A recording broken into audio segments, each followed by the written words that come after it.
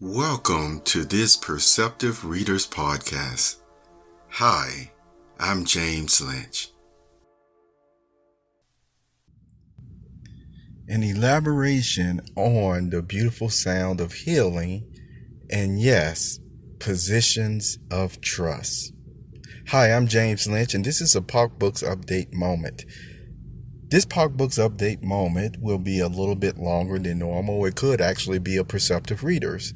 But I really want to make myself clear on a matter, and there's a lot that goes into why this discussion is being made on a Sunday, which some of you are used to actually taking more serious subjects, more straight to the point subjects, so that you will be clear in your understanding. This is one of them, and this is also important more for the sake of understanding the discussions that we have all the time among love, mercy, consideration, and dignity. All right. In this case, it'll be all wrapped up in a position of trust. Now, be aware in this discussion on a position of trust, keep in mind there was once a Perceptive Readers that I did, and it was on the beautiful sound of healing, and also it dealt with the sanctuary, and it mentioned how the persons are in such a state, and this is what we're going to elaborate on, are in such a state that they have this frame of mind where they can not only be healed themselves in a sense, but they are also able to heal others to the state that anybody who has an ailment or are hurting in some way, they know that they can go there. And so they won't be part of the rat race of life. Some people even say, hey, a player, in the game of life, but they can go somewhere that will be outside of the game to get the rest and the recuperation that they so direly need. Okay, keep that in mind as we elaborate, because a discussion that has come up from time to time with one man of experience, and he had this discussion with more than one person at a time, throughout his career. Okay. And these type of discussions have to come up, periodically, because what? Humans are not infallible, humans can make mistakes, and sometimes even the position that they have been placed in, there comes moments where you have to see whether the person still has the freeness of speech as before that they had, or whether the person, is even capable of doing the job anymore, or is it something, again, that with a little bit of tweaking, with a little bit of, discussion or what have you, and being informed or even disciplined in some matters, they'll be right back, able to be in this position or that position. Now, before we get into position of trust, what is a position of trust? There is a understanding or lack of, at times, of what a position of trust is. And in the simplest way of understanding a position of trust, it is a role of responsibility, really any role of responsibility, where you are in charge of taking care of and nurturing this person's physical, emotional, and even mental health. So in other words, you're really taking the oath that you will never do any harm on purpose. Being in a position of trust, there's also certain leeway or liberties that you would just say you will never really take in this type of role anymore because of the harm that it could actually cause. For example, let me ask you, is a professional football player in a position of trust? No. Is a professional musician in a position of trust? No. What about an entertainer? What about an artist? No. Now, this doesn't mean that if they don't all of a sudden go into a role where they're also an artist and maybe a doctor or something of that nature too, that, hey, all right, now you are in a position to trust. But see, in general, even though persons may look up to some of these ones in these different occupations, it doesn't mean that they are in a position of trust. Even if you say, hey, you're a role model, it still doesn't mean that they're in a position of trust or held to that high regard, or even should be held in that high standard at times. Okay. Does this make sense? So I have a example that I want to use. For example, what if all of a sudden you're finding a person who just seems to be immature, and it's obvious that they got something against somebody. And see, we're all human. Remember, we can have certain people that we just don't care too much for, right? But are we mature enough to still say, well, you know what? If I have this crop over here and this person comes and they work for me, I'm going to make sure I dignify them and give them their wage that they earned. I'm not going to withhold it back to them from them because of some idiosyncrasy or something that I don't like about them. You see what I'm saying? So the point is that person mature enough to keep separate that, okay, I have to give dignity to all humans. I have to dignify all humans in a respectful manner. I have to greet them in this way or what have you. They come to me or what have you.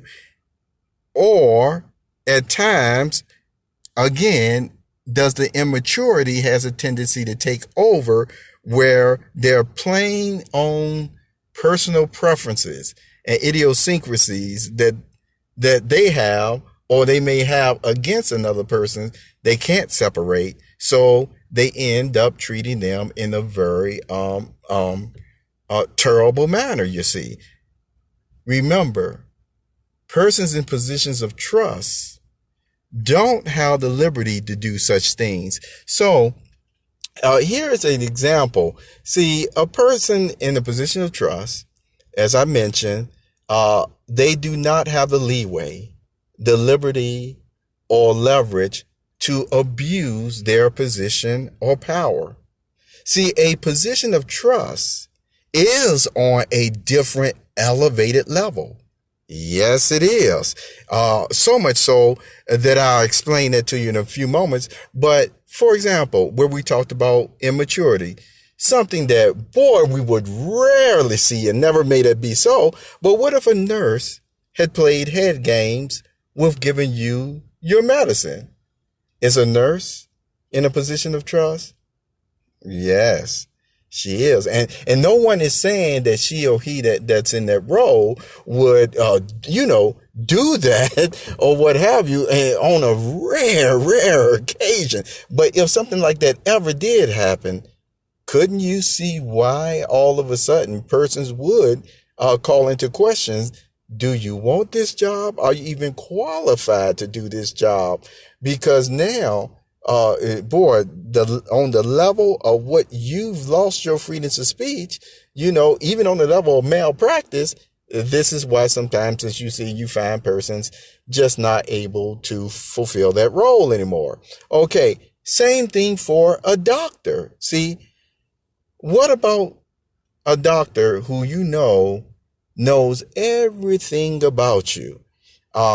He would not, in confidentiality, you see, tell your business to anyone. Well, what if a doctor does?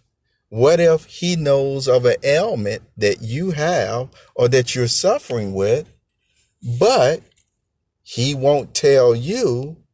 But then imagine when this doctor is hanging out with the boys or girls at the country club, they discuss all your personal business.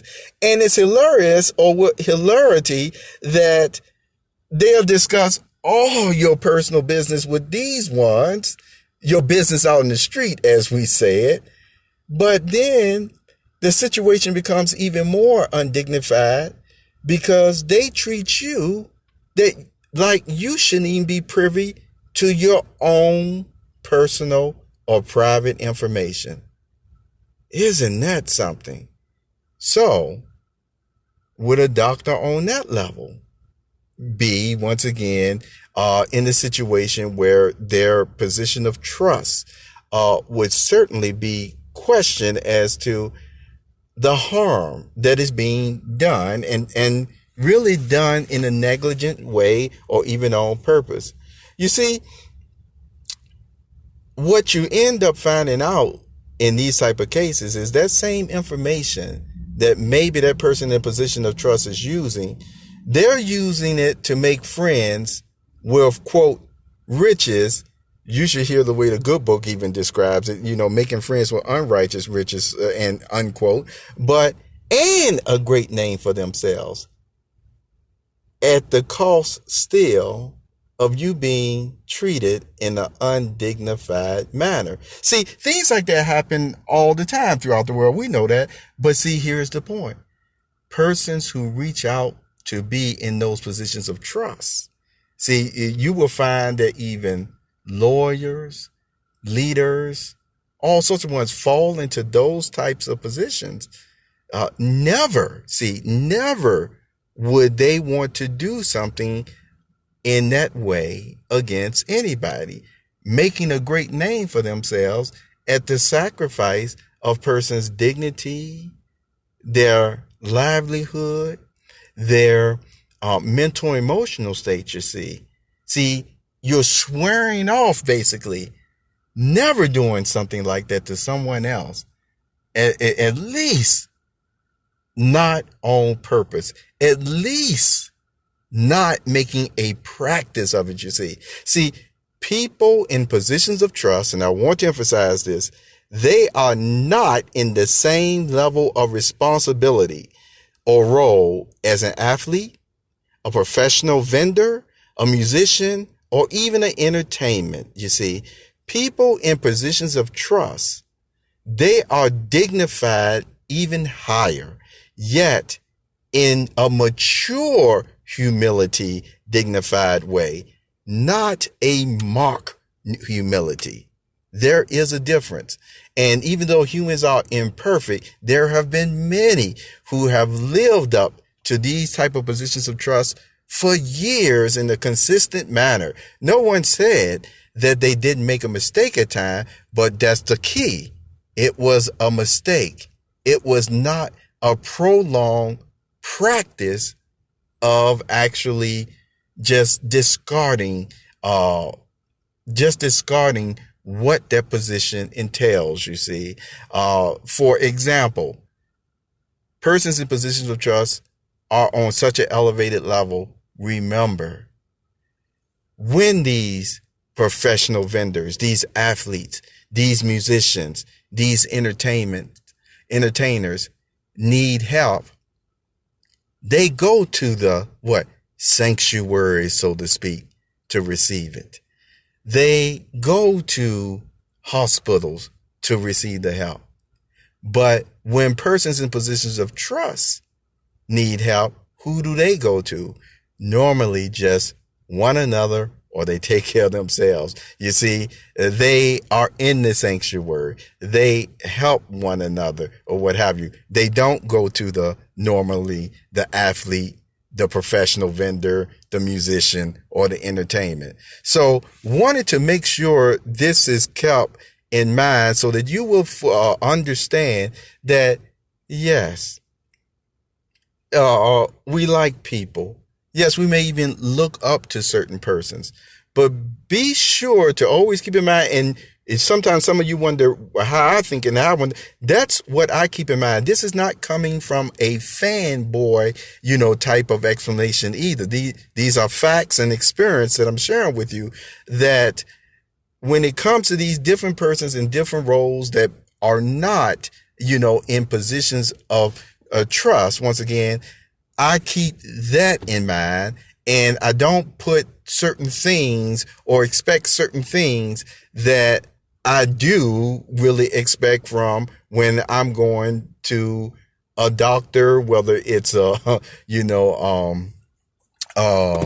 is it? What is that? A biology doctor? It's something else called, it's called pediatrician or what have you, or even a spiritual doctor, so to speak. It's on a different level. Persons do live up to those levels.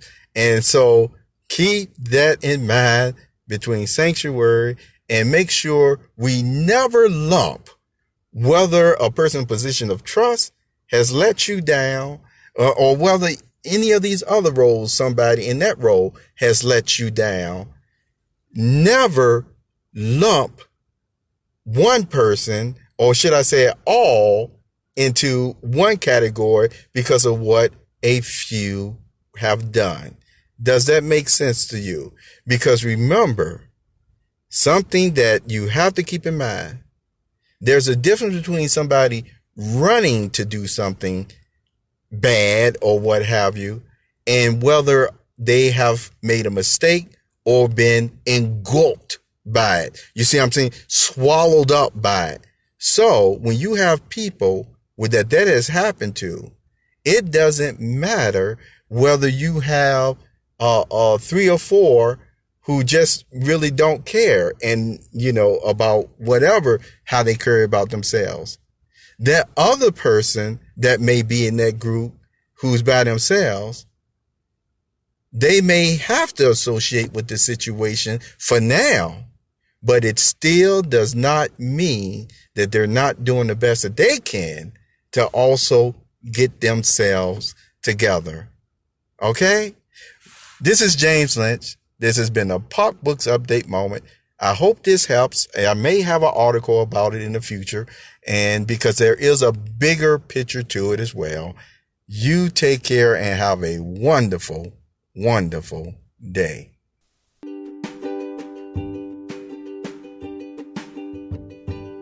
You have just listened to the Perceptive Readers Podcast. Remember, until next time, if you read something that encourages you to improve or enhance your life for the better, it becomes your reality.